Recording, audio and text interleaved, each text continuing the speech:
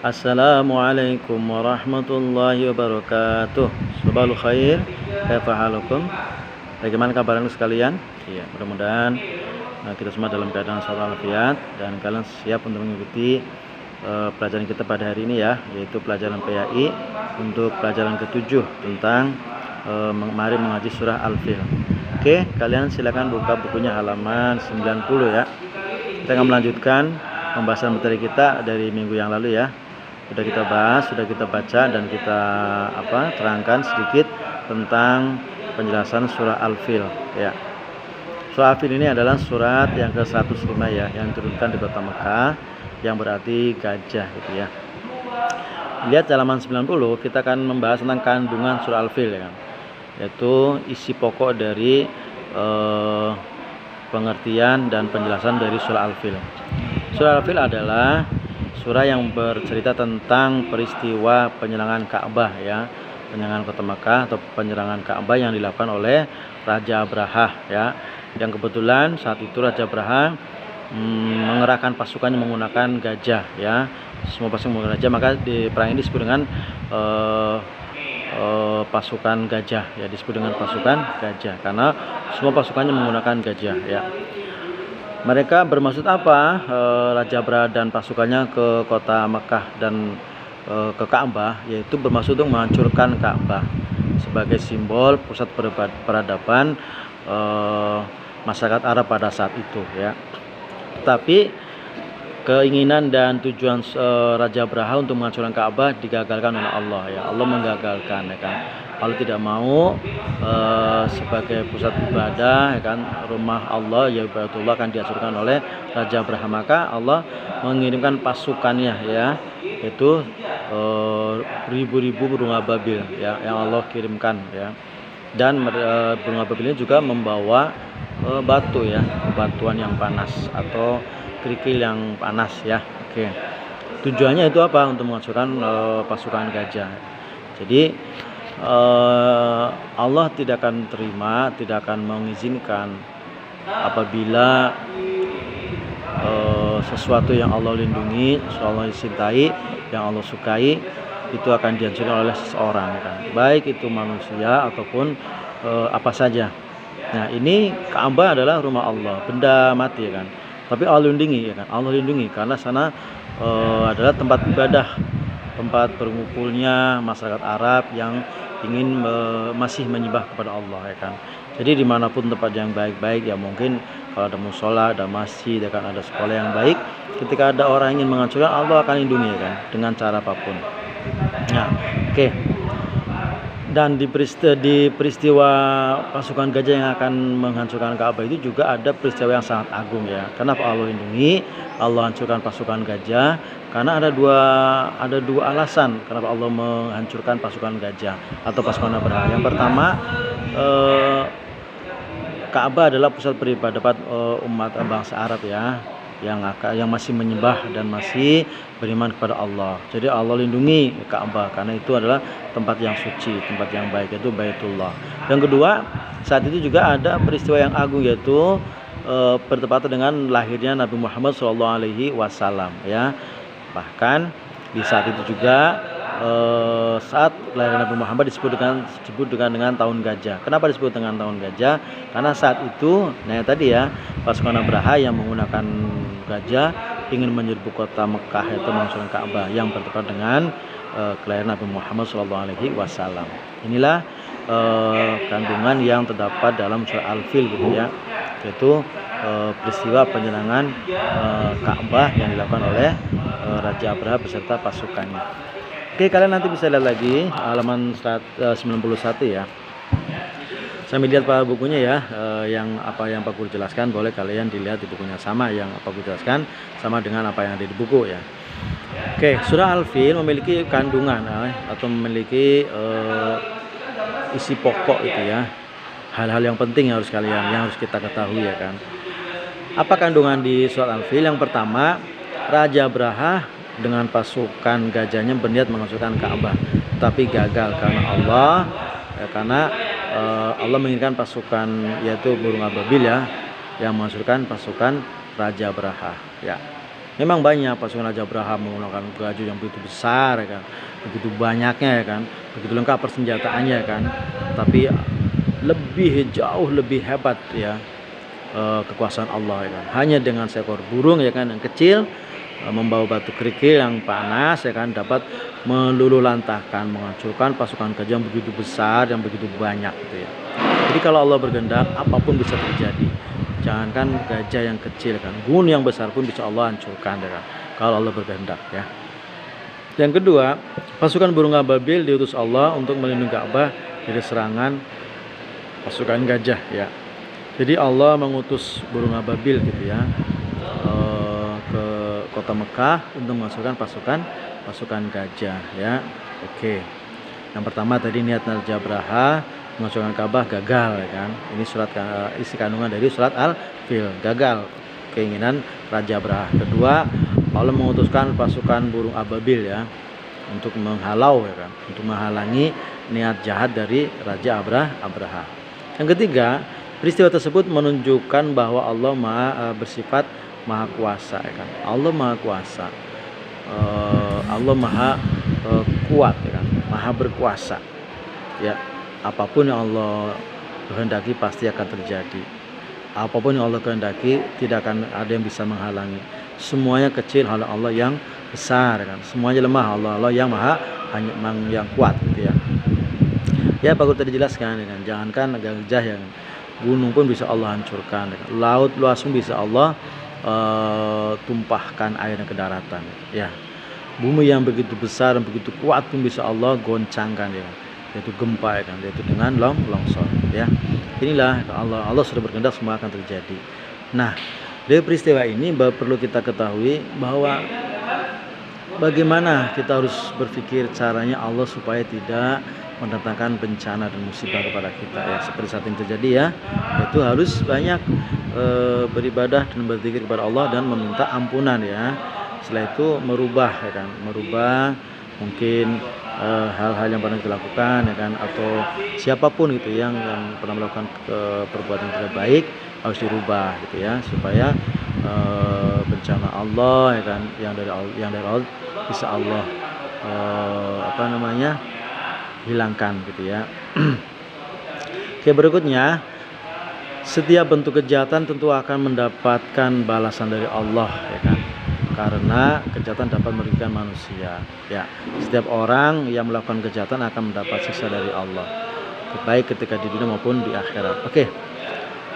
Perlu kita ketahui, anak sekalian, bahwa Allah akan membalas segala perbuatan manusia, baik perbuatan jahat atau perbuatan baik, gitu ya. Perbuatan baik Allah balas berlipat ganda, gitu ya. Perbuatan jahat juga Allah akan balas, baik dibalas di dunia ataupun di akhirat. Ada yang dibalas di dunia langsung, ya kan, dan di akhirat juga. Ada yang cuma dibalas di dunia juga ada, ya kan. Jadi Allah bisa membalas perbuatan manusia dimanapun, ya kan. Ada yang langsung di dunia dibalas, ya kan, dan di akhirat juga dibalas. Ada yang di dunia saja, kan, langsung, kan.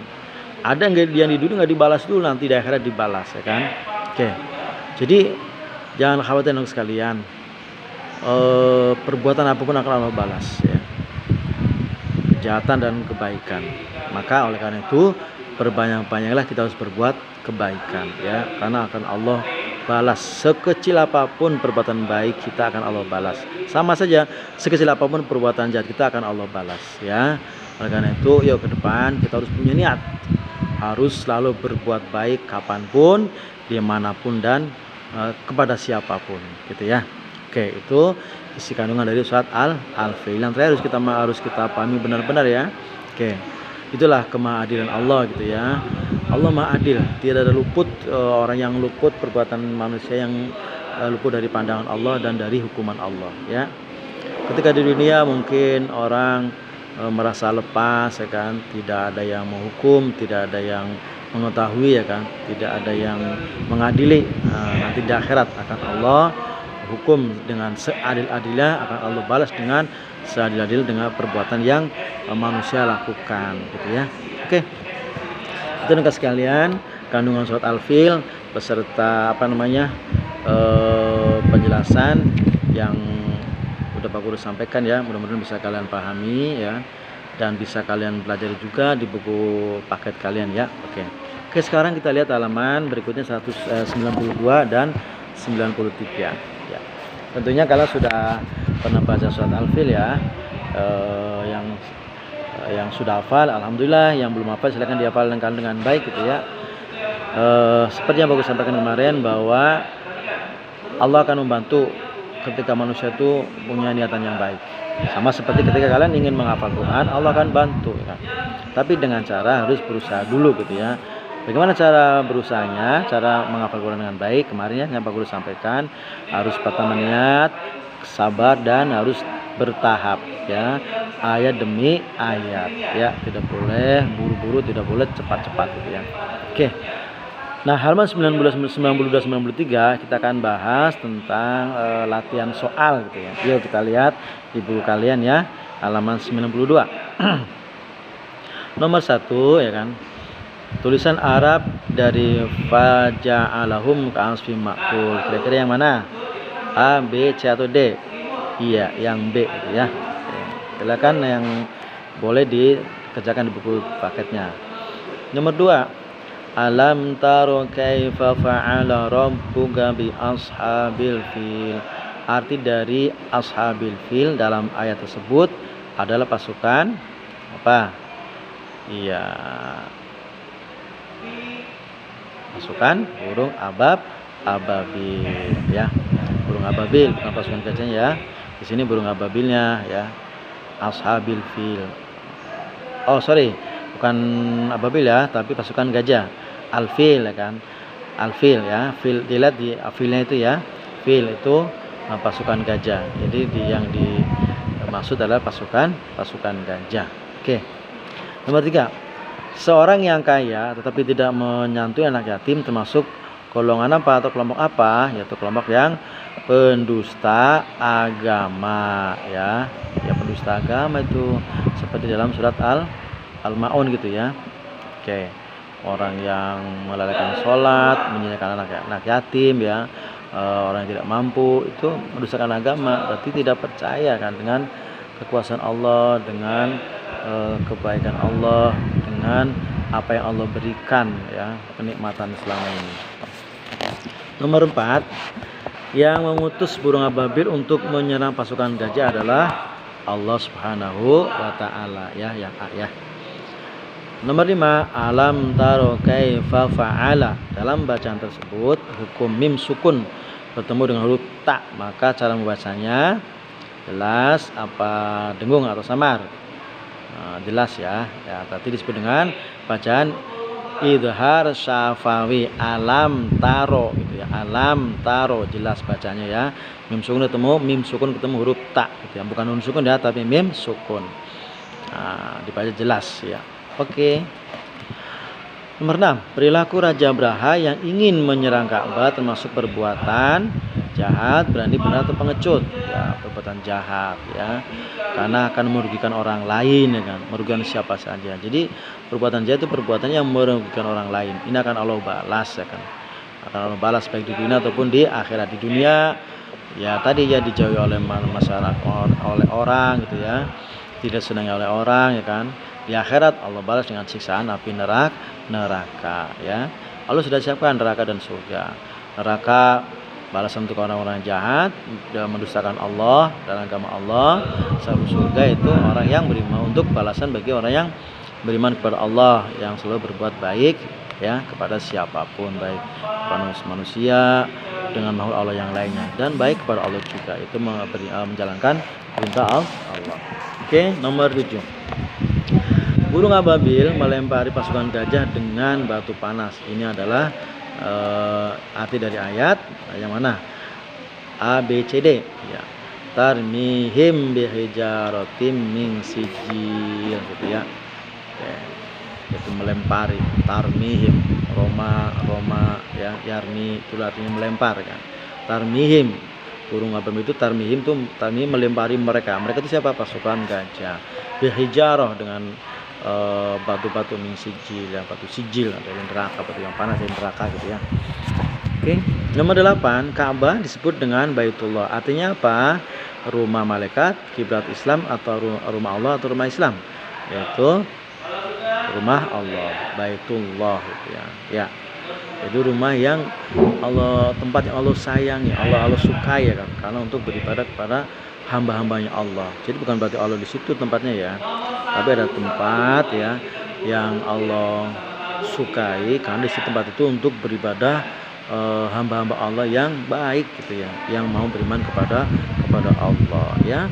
Masjid juga Baitullah ya, musola juga ya, dan rumah siapapun yang di dalamnya penghuninya mau sholat, nah itu juga Allah sayangi ya kan. Allah di situ turun rahmat Allah ya. Jadi sebaik-baik rumah adalah rumah yang di dalamnya atau penghuninya rajin beribadah, rajin sholat kepada Allah. Ayahnya rajin sholat sunnah di rumah, ibunya rajin sholat wajib di rumah, anak-anak juga ikut sholat rajin di rumah ya kan, di musola dan masjid. Ini rumah yang baik ya. Oke. Nomor 9. Setiap tindak kejahatan yang dilakukan manusia pasti akan mendapat ya tindak kejahatan ya kan, pahala, balasan, kebaikan atau keuntungan. Balasan ya. Kalau balasan dari Allah berbuat kejahatan, yaitu perbuatan jahat dibalas oleh Allah, itu dibalas langsung. Balas itu ya sesuatu yang diberikan oleh Allah kepada orang yang berbuat jahat. Nah, kalau perbuatan baik bukan balasan tapi pahala gitu ya. Bedain ya. Kalau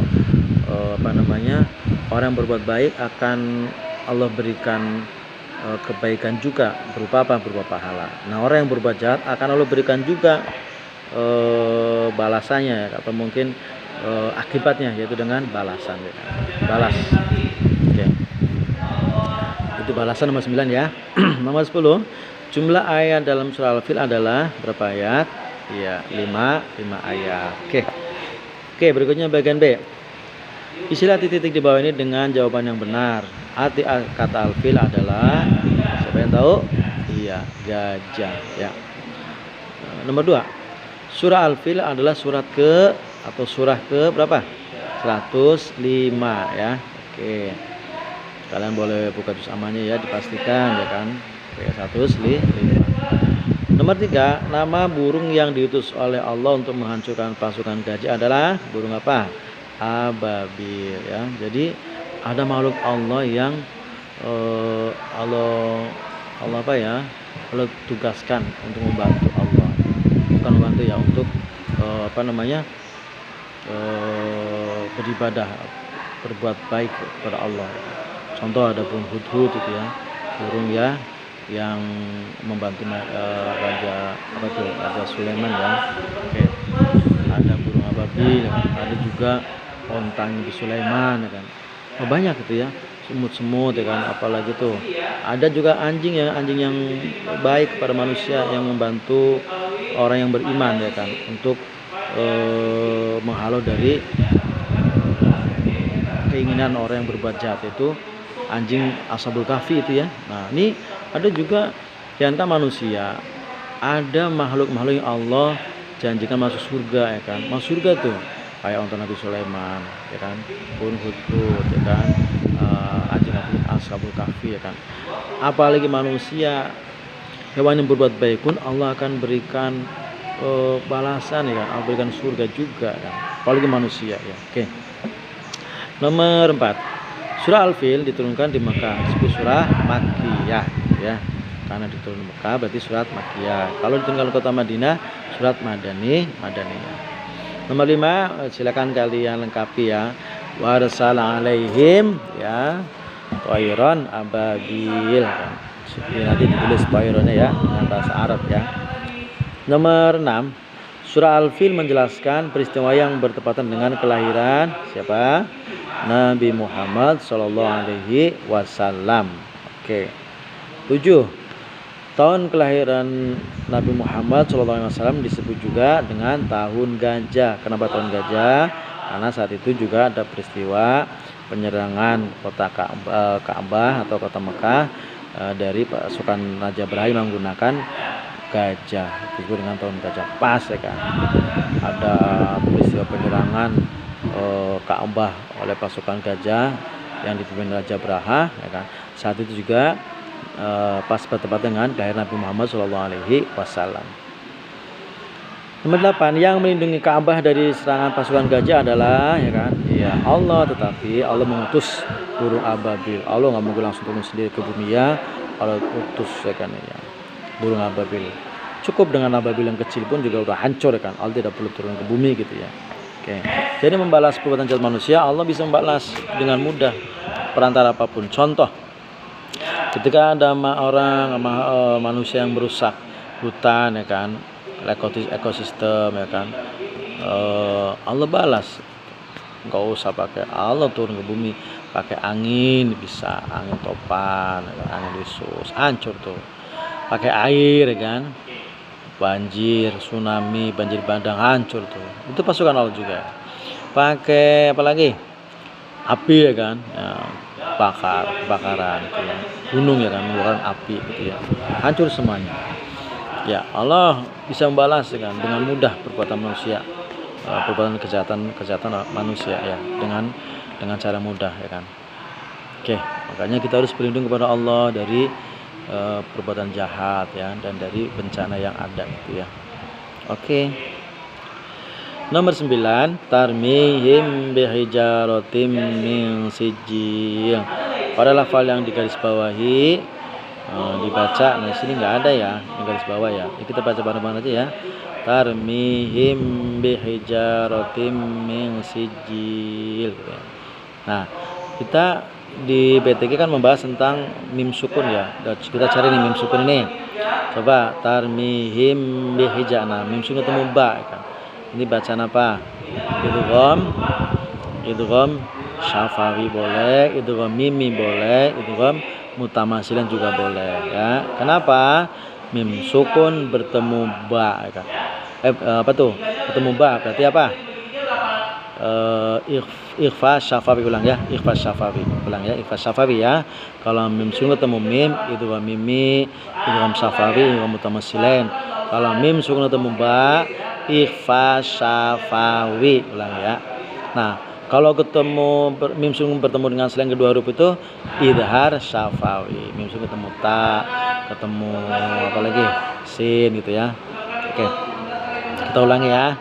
Mim sukun ketemu ba itu bacaan ikhfa syafawi. Mim sukun ketemu mim, idgham mimi, idgham syafawi, idgham mutamasilan juga boleh. Mim sukun ketemu huruf kedua, selain kedua itu idhar syafawi. Kalau idhar syafawi dibaca jelas, idgham syafawi, ikhfa syafawi dibaca dengung ya, atau tidak jelas. Oke ya. 10. Tokoh jahat dalam surah Al-Fil adalah raja siapa? Ya, Raja Abraha. Jadi Allah menceritakan di Al-Quran itu mengisahkan ada orang-orang atau raja yang jahat ya, yang benci kepada Islam atau tidak mau beribadah kepada Allah. Itu ada raja siapa aja? Pertama Raja Abraha ya kan. Ya, itu di masa kelahiran Nabi. Ada Raja Fir'aun di masa Nabi Musa. Raja-raja Namrud di masa Nabi Ibrahim. Ini raja-raja simbol kejahatan ya. Nah, Allah abadikan di Quran. Supaya apa? Kenapa dia abadikan? Supaya tidak ada yang mencontoh, mengikuti perilaku ya kan, dan sifat tercela mereka. Gitu ya. Oke teman sekalian, itu yang sudah Pak Guru sampaikan materi kita pada hari ini ya. Mudah-mudahan bisa dipahami dan bisa disalin di buku paketnya ya, apa yang kita bahas bersama-sama. Oke, kita akhiri dengan bacaan alhamdulillah, alhamdulillahirabbil alamin. Kurang lebihnya mohon maaf. Pak Guru akhiri. Wassalamualaikum warahmatullahi wabarakatuh.